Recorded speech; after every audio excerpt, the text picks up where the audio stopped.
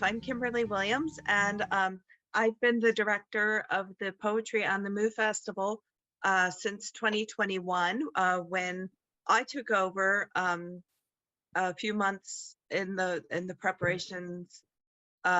We had to put everything online last year, so it's been a real pleasure to do many more things face to face, and then to have our final event this evening, Geoff Page's launch online. It's a very exciting way, I think, to bring this 2022 season to a close. I'd like to first begin the evening by acknowledging that I am coming to you. I'm right near University of Canberra's campus, walking distance. This is unceded Ngunnawal land. I'd like to pay my respects to all Aboriginal and Torres Strait Islanders, especially to any who may be attending the event tonight. And I'd like to pay my respects to all of the traditional custodians of this land that we're on. I come from a land where we don't do this, and it means a lot to me to be in a place where we do. And then the last thing I'd like to do is I'd just like to acknowledge that tonight and the entire Poetry Festival was really made possible by the University of Canberra's Center for Creative and Cultural Research. It's kind of a quiet part of the university, but it's doing incredibly important work. Here it is supporting a 5-week-long poetry festival that in this case is incredibly national and even international. And I think that's really exciting. We've got poets tonight. We're going to begin with an interview between John Fulcher and Geoff Page, and then we'll move on, and we have 6 poets from all over Australia, 6 different states represented, 6 of the 7. So we'll be hearing, and each poet will read 2 to 3 poems out of Geoff's new book. Throughout the evening, periodically, I will drop the link to Pitt Street Press into the chat, so you have immediate access if you'd like to purchase the book. And then towards the end of the evening, I'll make it available as well. So hopefully, I am really excited. There are poets tonight who, since I've been in Australia, I've read about, I've heard about, I've read their work, but just to haven't really been in their presence. So even to be so virtually is just incredibly exciting. So with that, I'd like to turn it over to John Fulcher so that you can sort of begin the contents of the evening. Great. Thank you, Kimberly. Well, Geoff, are you there? Yes. Great. Look, I've just got a few questions for you to start the evening. The first one, the volume is obviously a companion piece to your new selected poems, which was published in 2013. This book's a selection of poems you've written over the past decade since that book.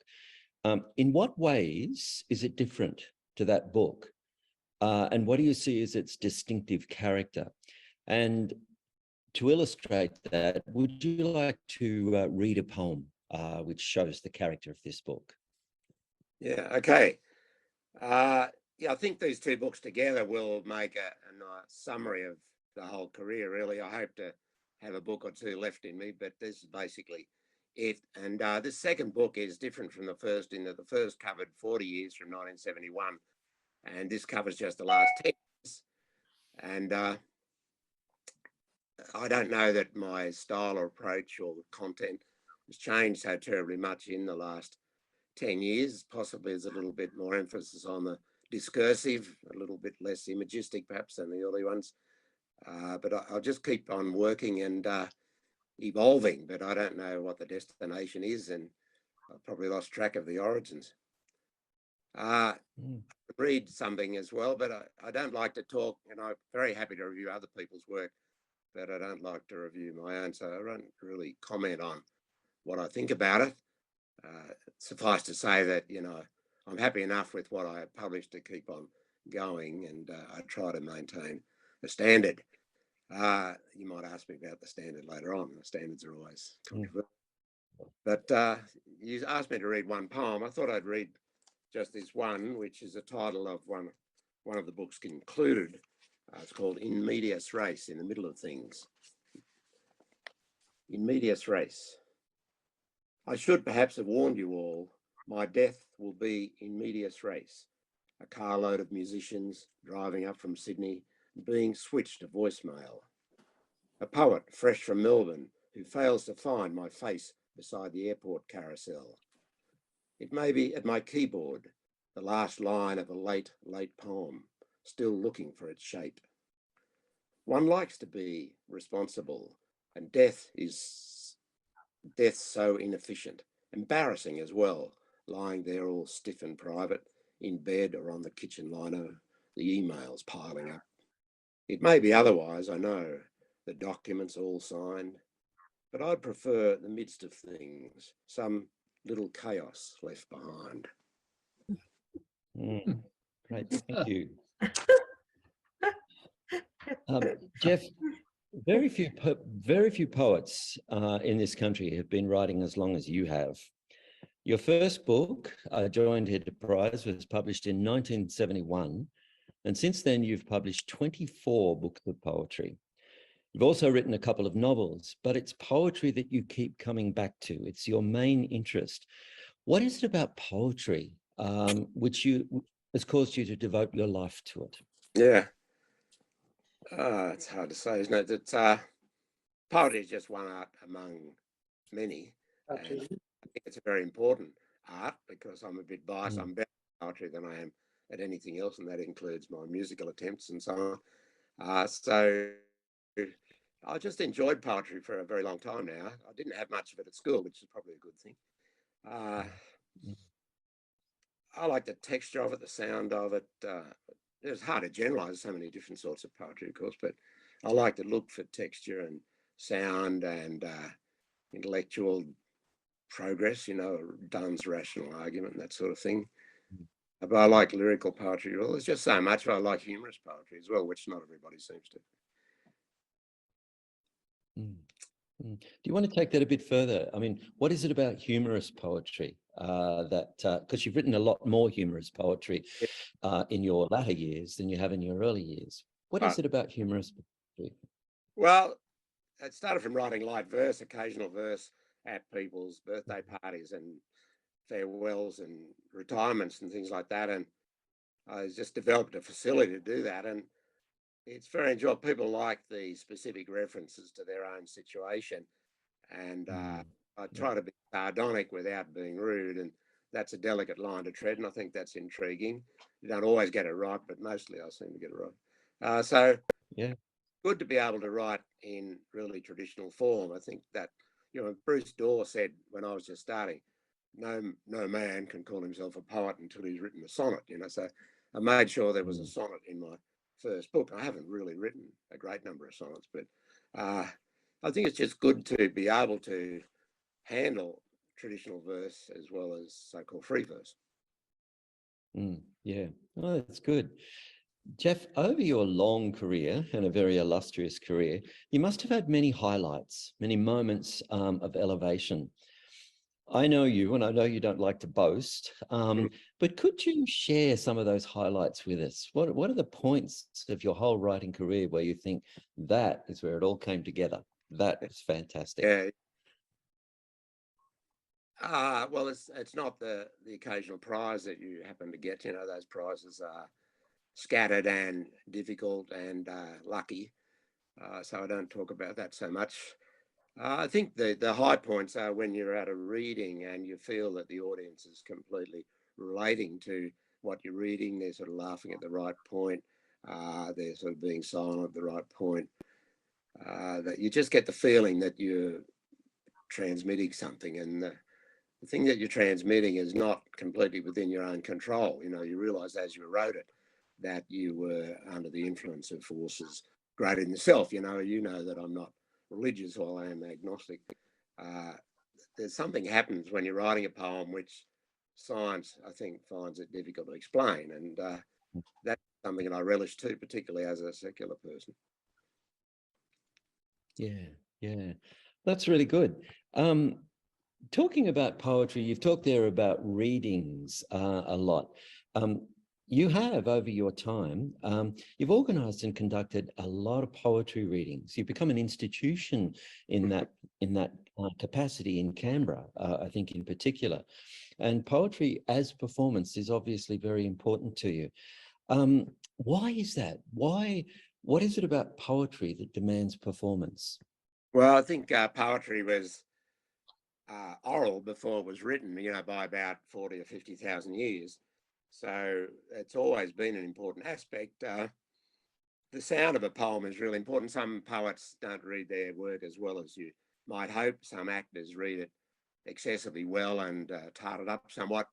But I think just to hear the poet read his or her work gives you an insight that you wouldn't otherwise get. Once you've heard the poet reading, then you can transfer that when you're reading silently. You can hear that voice. And the spoken voice is very important. It's a great frustration to me that there aren't recordings of, say, the Romantic poets, Keats and Coleridge and so forth, let alone Blake, and going back to Chaucer, for instance. It'd be interesting to hear Chaucer, but we're not going to privilege that. But there is a little recording of Browning and so forth. So I think that's an important part. I'm not a huge fan of performance poetry as such, but there are some very good performance poets, who write really well, and they certainly do their job very well. Yeah. I mean, the other bad How is do you know when you've... Oh, sorry. Yeah. Some people Yeah, you go. I remember David Campbell, when I first heard him read in the late 60s. He was very unconfident, often sort of got drunk on the way to psych himself up, and he read pretty badly initially, but by the end, within 10 years when he died, he was really very proficient reading. Just the practice, the exposure that makes people better. And I can think of some other contemporary poets who are much better readers now than they were when I first heard them 20 or 30 years ago.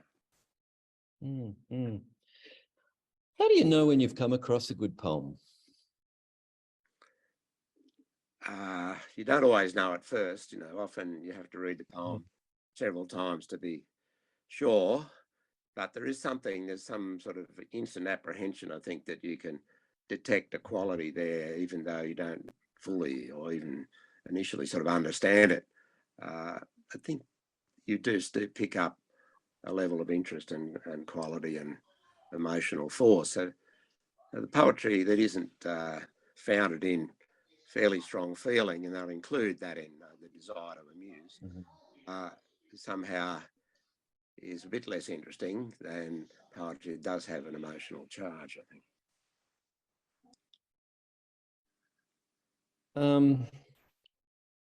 Many years ago, when I first started writing poetry, I asked Les Murray what I most needed to become an accomplished poet.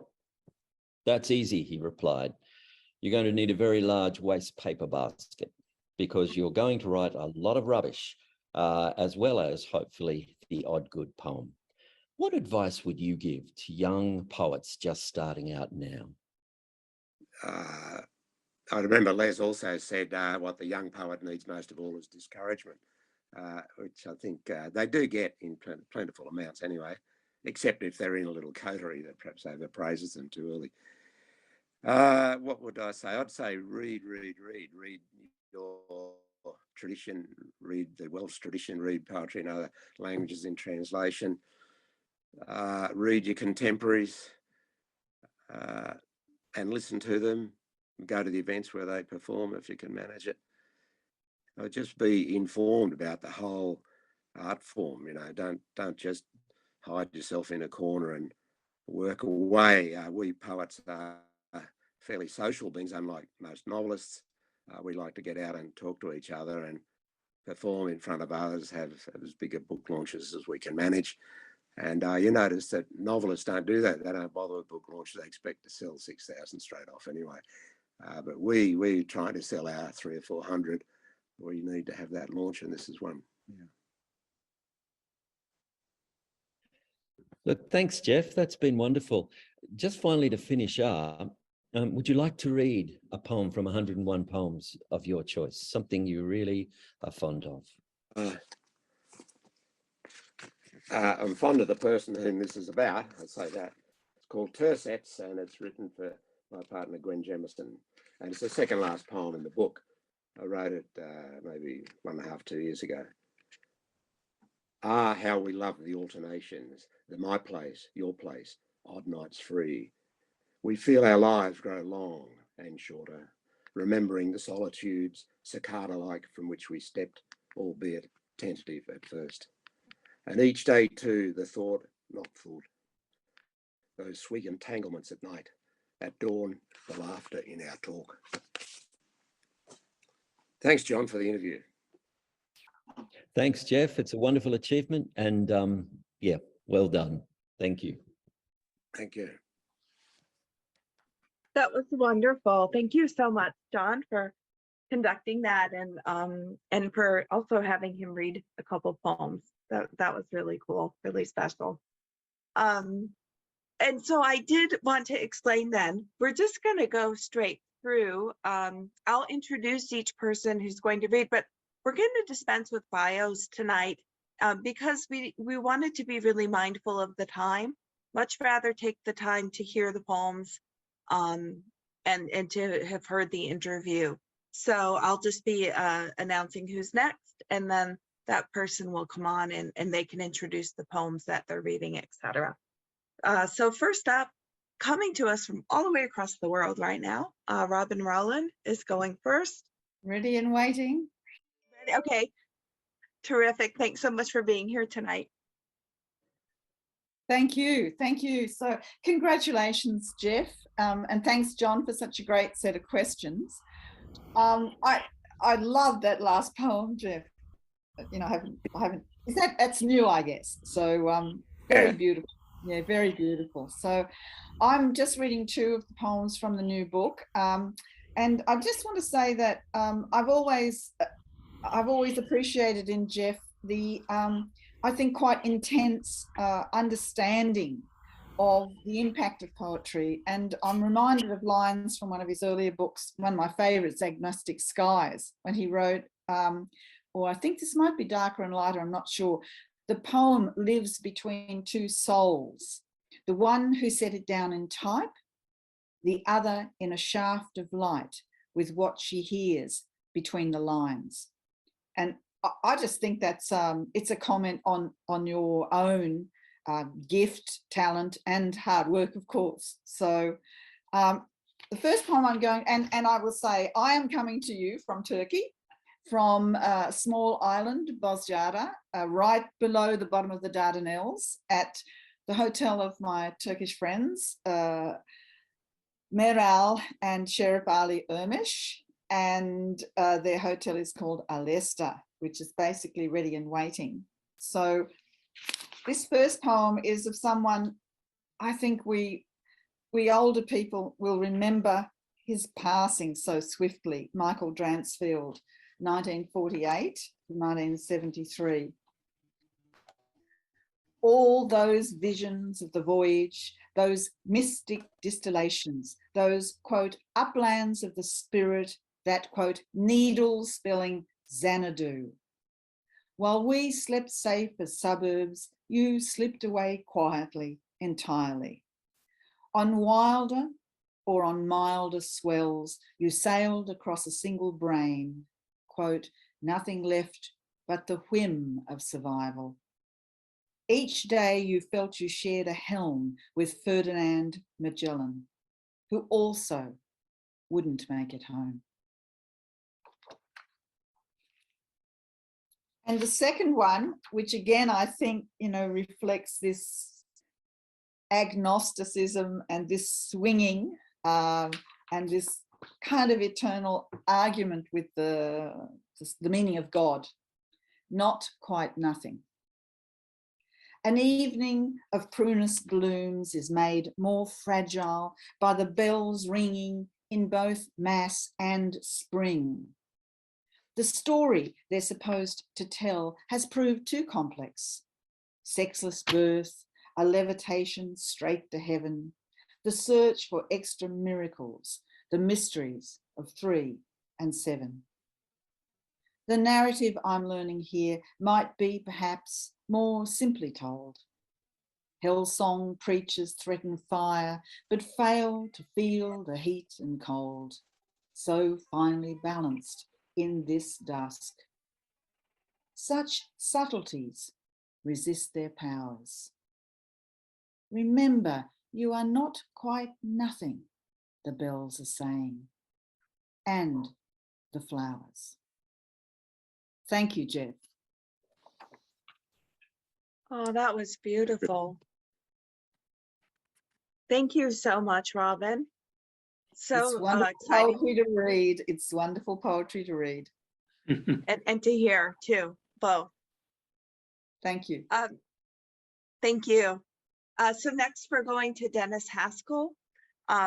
Dennis, lovely to see you virtually after emailing back and forth.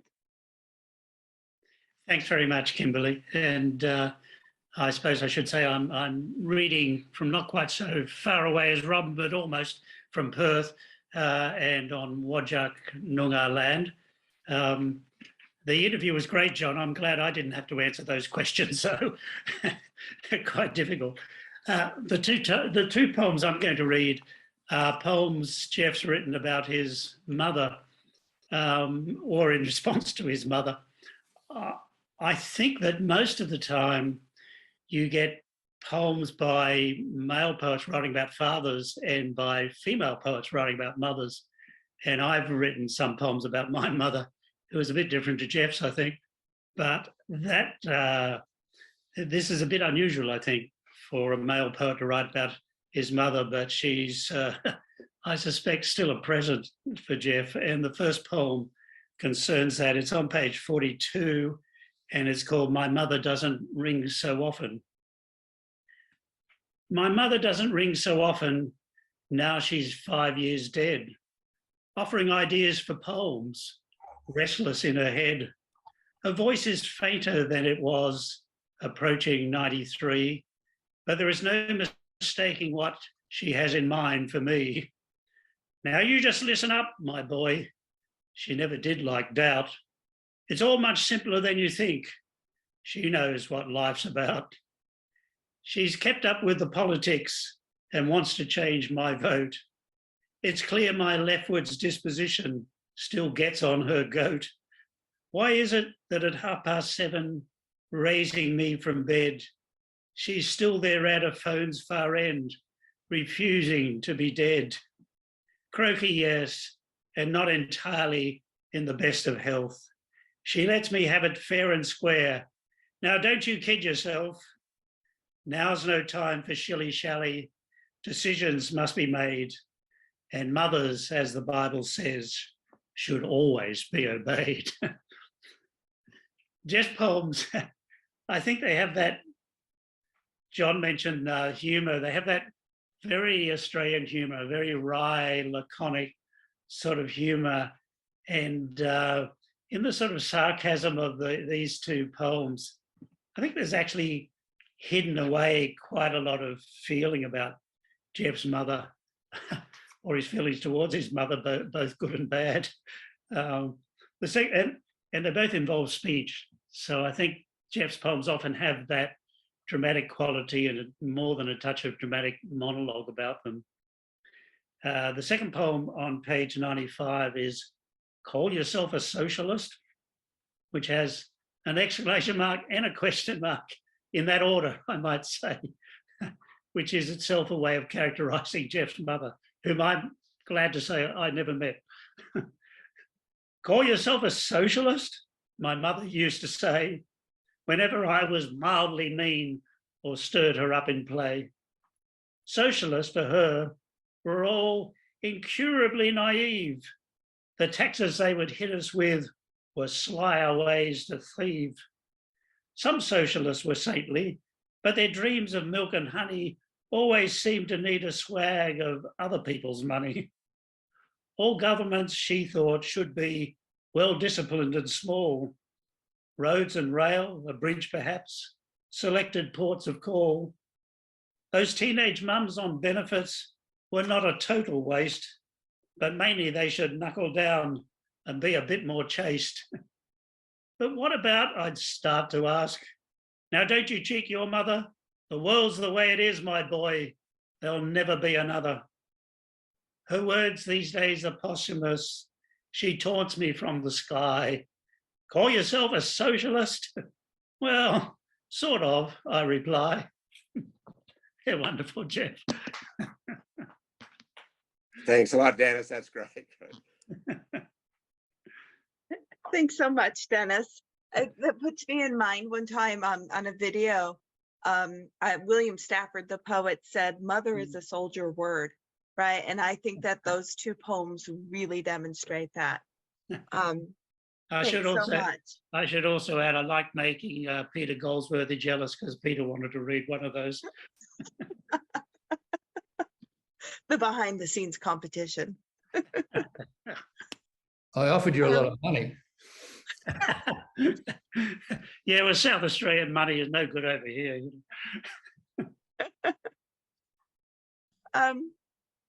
So thanks so much. Next up is David Mason, coming to us, I believe, from Tasmania. And David, I've got here in the notes that you would read "Americans are so polite if time permits," and we are a touch ahead of time. So I think maybe if you feel the inclination, please go ahead and read it as well. Okay, I'll go ahead and do that. I'm coming from southern Tasmania, a peninsula where the indigenous people are the Malakurdi people. And Kimberly, you're right that America is just catching up with this acknowledgement of, the welcome to country, but it is slowly catching up. It's becoming a part of American society too. And I think it's about time. This incident in this poem is quite recent, and I assume everybody will have seen it on television, and it's appalling and unfortunately too indicative of events that take place in the United States. Americans are so polite. All that Mr. President, the gracious antebellum South, the way their troops in World War II always wore their shirt sleeves down, the prevalence of sir and madam, not only from the maitre d', the way musicians brought on stage are introduced as Miss or Mr. Americans may swear in bars, but for today, I'm held by how a young Black woman seen on YouTube, pulled over for a missing light, is saying by her boyfriend's body, "You shot 4 bullets into him, sir."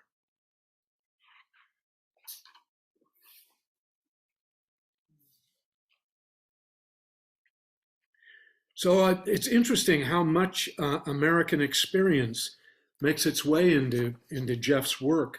I think from his years of teaching, but also from his affection for one of the great American art forms, jazz. And the next poem I want to read is a catalog of American poets, and it's partly a poem about imitation, but it's also a poem about finding your own voice, perhaps through imitation, the way many of us do. It's called Ah. Ah, you followers of Whitman, rehearsing his barbaric yops, rewriting Mannahatta in sentences that do not end. And yes, you fans of Emily, the Amherst damsel of the dash, politely quarreling with God in that crisp and vanished air. So too, you votaries of Frost, aphorist, and orchardist. You learned his truths, but will not haunt the classrooms of America. And no less so, you slaves of Stevens, you're terminally ill-advised and know a lifetime in insurance will not reveal the 13 ways. You devotees of Uncle Ez, let's hope you hear his whispers too, not just the braggadocio. Avoid the cage in Pisa. And all you pesterers of Jeffers, up there in his Big Sur Tower, alone by choice with his Pacific, Be sure that he disowns you yet. And yes, you TSE admirers, there's little point to your endeavors. Your tall boy soon became the zeitgeist. You might as well transcribe the clouds. You copycats of Dr. Williams, I too have slunk among you, selfish late at night with plums, remembering the glaze of rain. And Edward Estlin too remains, his need to stay insanely young. His Charleston of typographies, reminding us that spring has sprung. And all you fanciers of heart who overdosed on metaphor and midnight liquors, you've yet to see the crocus lusters of the stars. And yes, you connoisseurs of Rutke, who knew about the dance of bears, the ways of flowers and potting mix, such waltzing easy. Miss Bishop will be in there too, but more remotely down in Rio. Her poem on the art of losing. Poet's poet won't quite do. Likewise, you Berrymen with beards and all that syntax under pressure, brilliant with self-mockery, headed for the frozen river. And yes, you fans of Boston Cal, without the ancestry, perhaps, adhering to his last advice. Yet why not say what happened? You acolytes of Plath, likewise, so much beguiled by death and detail. Her illness was a given, yes. So too, her fierce revisions. We all of us begin with masters, enhanced by distance and by death, struggling to acquire those voices. We find we've found our own.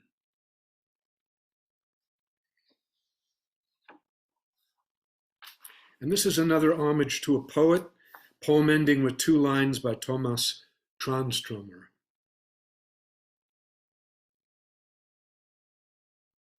Do not read his poems quickly, 3 or 4 a day at most. Do not think too much about those stationary trains stranded in a field of moonlight. Be alert for metaphysics, slanting like the sun neatly under morning doors. He too is an agnostic, but hears a stronger whisper in the bells, and pauses longer watching churches underneath a winter sky. Remember, this is muted music. His Swedish is unreachable. Translation is a neighbor's wall. You'll find a schoolboy there as well, collecting and preserving beetles, neutral in a run of summers spared from World War II. Of course, not every entry works. There's too much risk for that. And when attempting the ineffable, not every window will be clean. Forget the prize from dynamite, unsought, and not the point.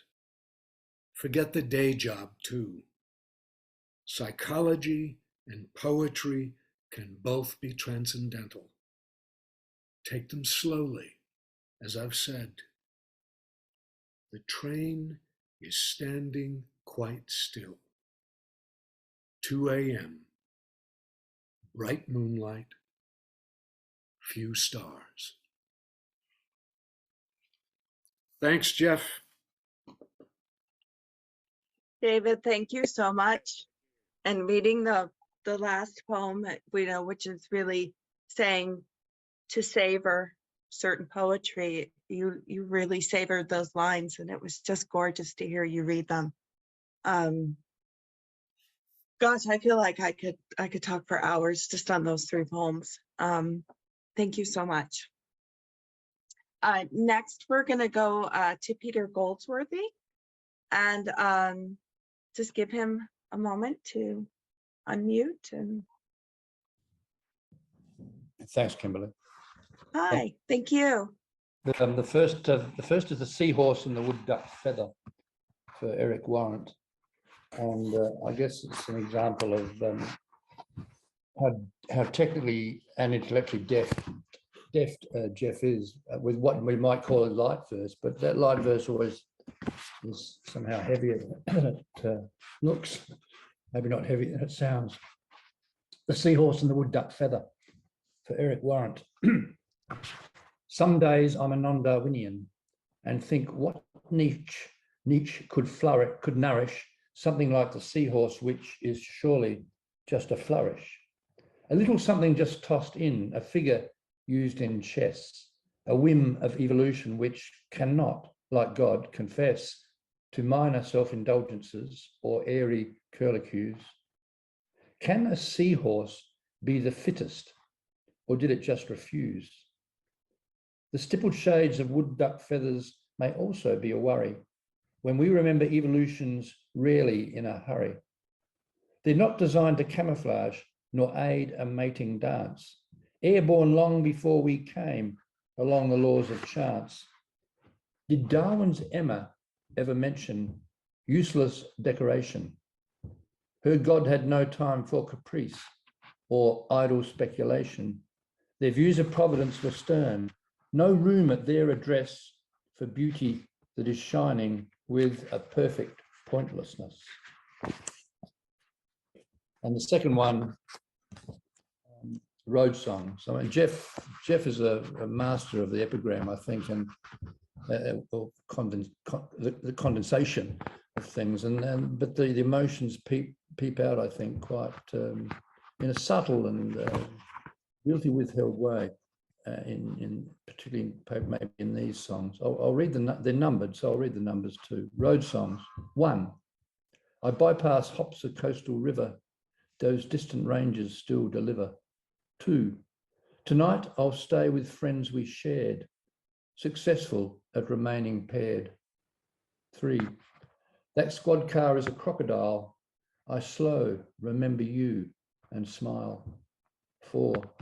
I cruise past turnoffs with a view. They make less sense when not with you.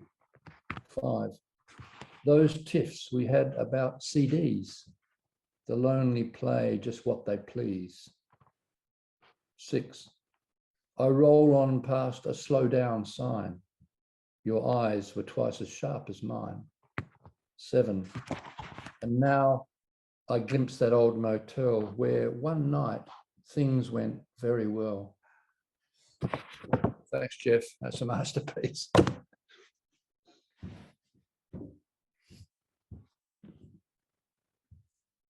Thank you.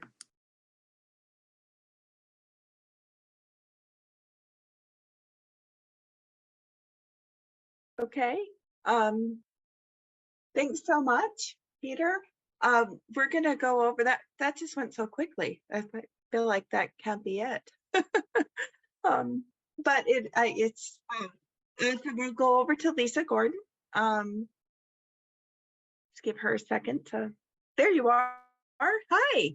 Kimberly. Hi everyone. Lovely to meet you virtually. Yeah, you too. Well, congratulations, Geoff. I'm speaking from Melbourne, from the unceded lands of the Wurundjeri, Woiwurrung and Bunurong of the Kulin Nations. I had a lot of dog-eared pages in the book for poems that I wanted to read. And in the end, I've chosen 2. And I think I've chosen them because they pick up what Robin was talking about in the beginning, that tension between the typed lines and someone reading in a shaft of light.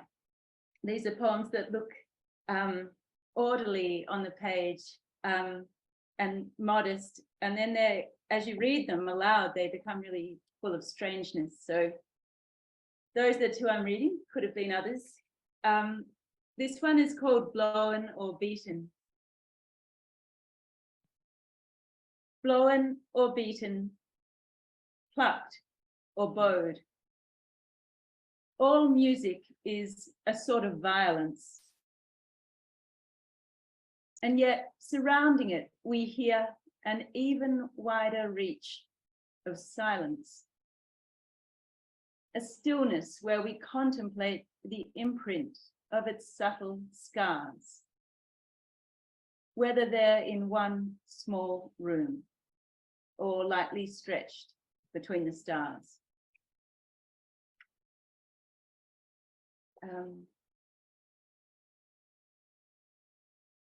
And the other one I thought I'd read is called A Politeness. I love the word topiary, particularly in this, and the vision it gives at the end of the hostess. A politeness. The feeling you might find disturbing at the end is seeing how your life, for all its misadventures, marital and otherwise, has been an all-night Scott and Zelda 1920s end of summer mansion by the Hudson sort of party you have crashed, where finally, alone at dawn, scarf retrieved and keys in hand, you're wandering through the shrubbery, topiary by early light, and circling past the extra pool, still splashing with the last hilarity of guests.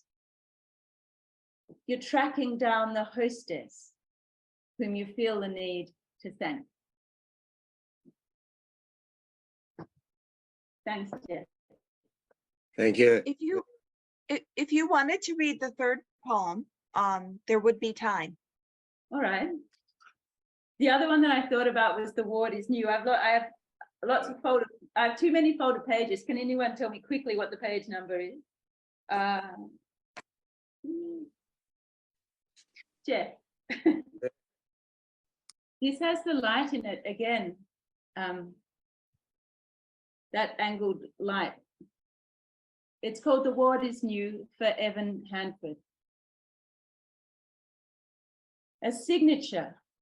And so I'm through two doors and in this freshly opened, smallish airport terminal of light, which slants in through clerestories, a view out to the mountains. The whole thing's done with courtyards, a scattering of smokers, thoughtful mostly, sometimes talking softly to themselves. Mainly it's communal, a wary sort of wit. A psychiatric treatment order is what my friend has got. Medications, calibrations, side effects to be withstood. A restoration, mill by mill. The rooms are pleasantly ensuite, a motel minus cars. The staff are friendly, well-intentioned, gentle with their skills. And on the other side of glass. The patients wave to catch their eye, dance perhaps, or shout a little. The afternoon is turning drowsy. The brain's electrochemicals sparking its connections. What are we but its tunings, really? In 3 weeks' time, or maybe months, his friends and he will reacquire a tightrope walker's balance. They'll be a present to themselves. It's all approximate, they know. The tentative nomenclatures, the rescue wrought by measurement. The let's try this, the let's try that. The talking cure is later on and soft around the edges. The childhood's now too far away and slipping into fiction, or narrowed to the past few weeks. The shoebox of a family, the square dance of addiction. Broken bones or melanomas would be a lot more simple. The afternoon is hard to treat and has no diagnosis. The architects have done their bit though. The ward is new and wide with light. Thank you. So much, Lisa. Thanks, Kimberly. Bye. Sorry, Geoff. So, I'm listening to like listening to Lisa talk about Geoff's poetry, and a couple other times this evening, you get this idea of this richness, that it's kind of like a prism where we get to see and experience and hear the poem, but just through the refraction of a different poet, and it's really a treat. Thanks so much. So finally, we have Judith Babbage reading. Welcome, hello. Hi, thanks, Kimberly. Congratulations, Geoff. I hope you've got many more books in you. And Pitt Street, another wonderful book from Pitt Street Press. So thank you, John and Lindsay Knight, and to John and Geoff for that really wonderful discussion. And for everyone who's read, it's been great to hear Geoff's poems. Geoff, you've always been incredibly generous to other poets, you know, with your readings and your reviews, and the way that you've supported poetry, you know, throughout the decades has just been exemplary. So thank you. So I thought I'd read a poem about kindness and generosity. And this poem's called Jericho, and I think it won the Blake Prize a few years ago. I didn't mean to stop, believe me. Mostly I'd have kept right on. The stony road to Jericho is hazardous at any time. A guy with saddlebags and samples is asking for it, really.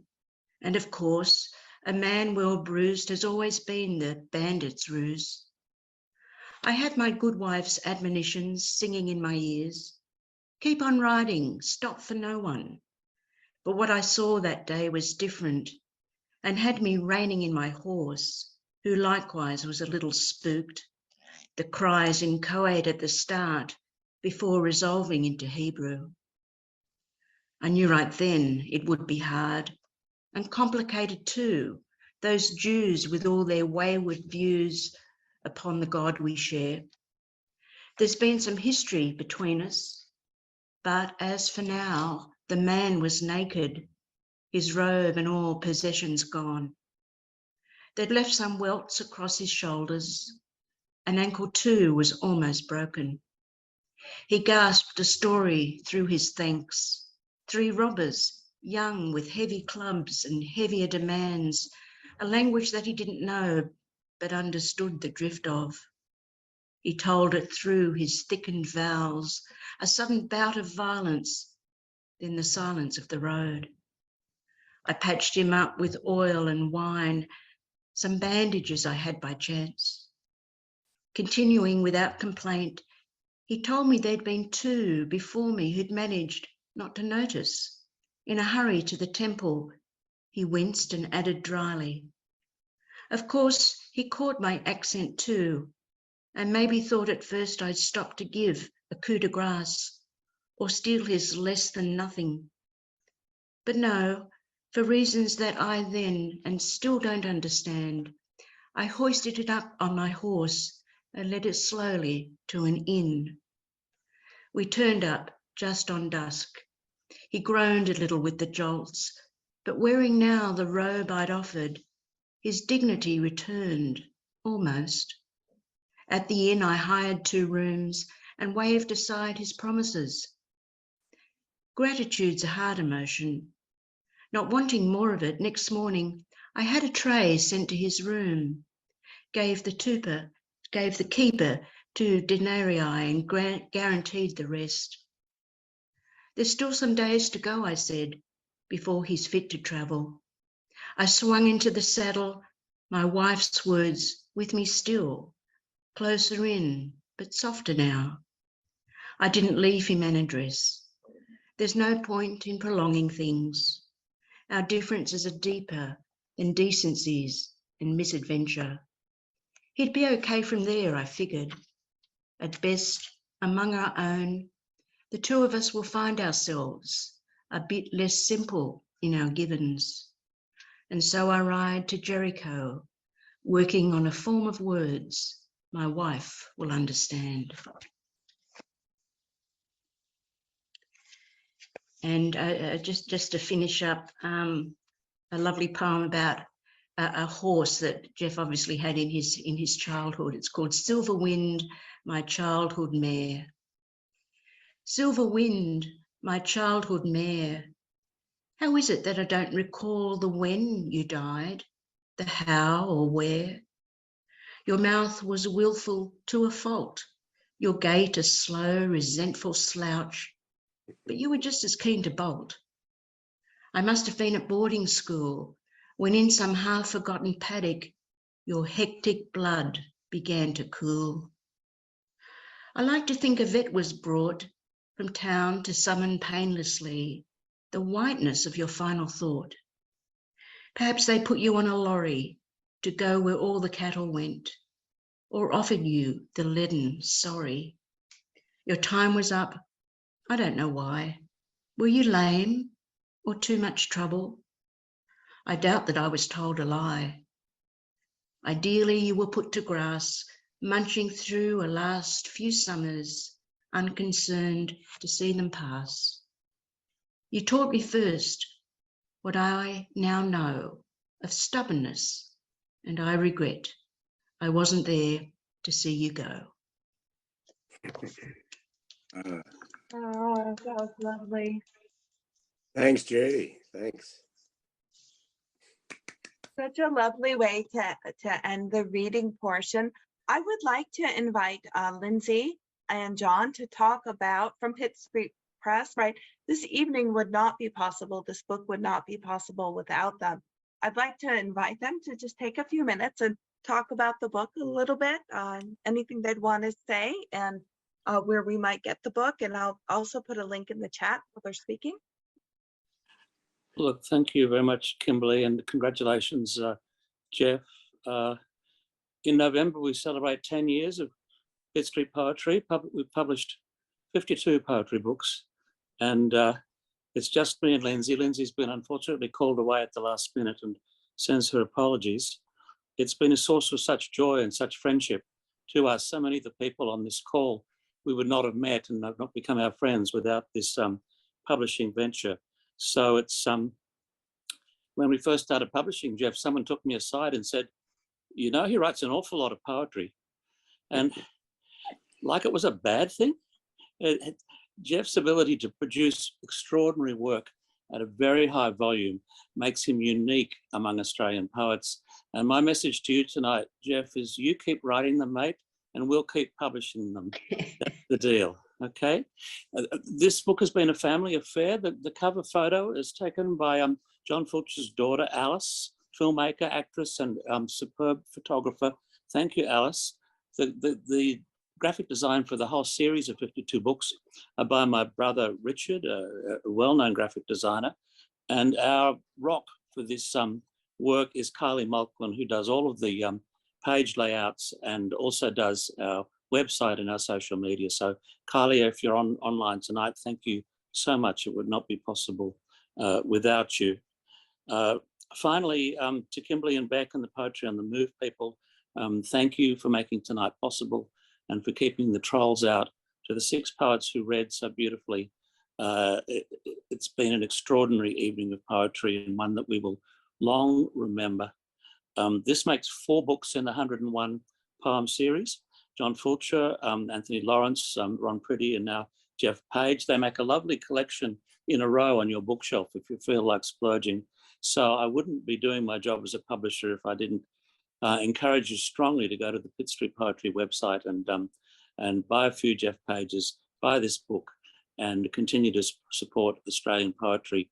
And Kimberly, back to you, and thank you all for dialing in tonight. Thanks so much, John.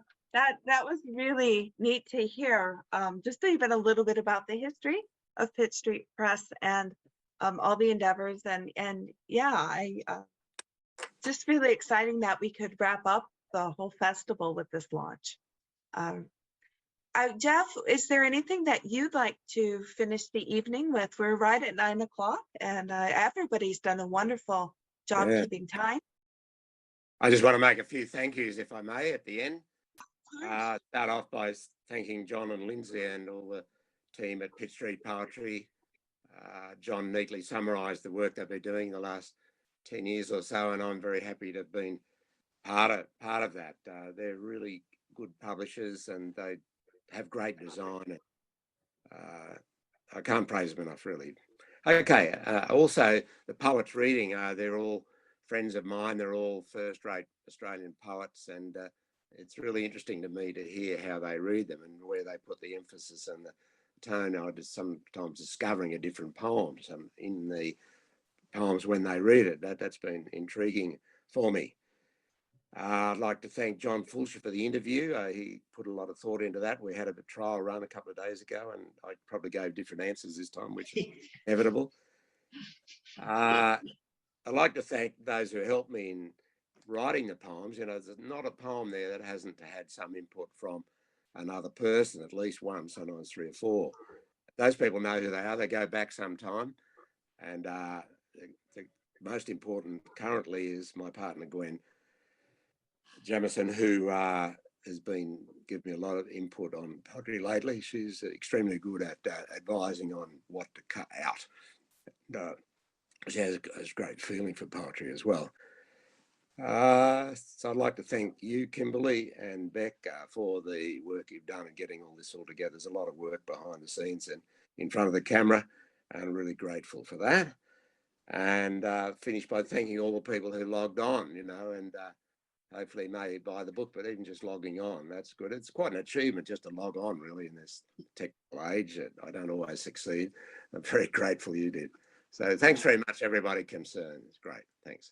Oh, thanks, Geoff, so much. I feel like this just was a really special evening. And yes, thank you to everybody who took the time to come and join us virtually and, you know, see through the technology. Otherwise, I'd just like to thank you, Geoff. Thank you so much for your poetry.